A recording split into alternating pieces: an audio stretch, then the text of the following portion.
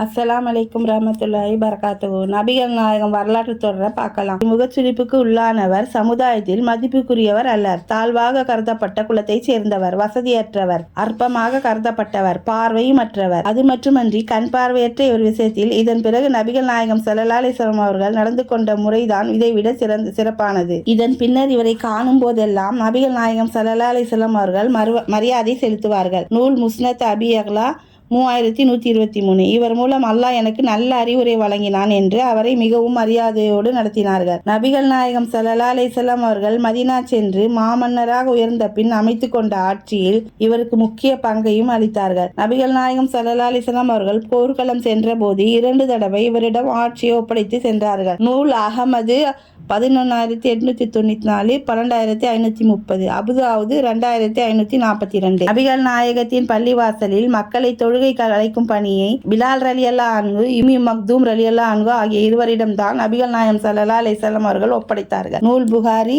617, 620, 623. இவருக்கு இவ்வளவு உயர்ந்த தகுதியை வழங்கியிருப்பதிலிருந்து இந்த மாமனிதரின் போலித்தனம் இல்லாத பரிசுத்த ஆன்மீக வாழ்வை அறிந்து கொள்ளலாம். அஸ்ஸலாமு அலைக்கும் ரஹ்மத்துல்லாஹி பரகாத்துஹு.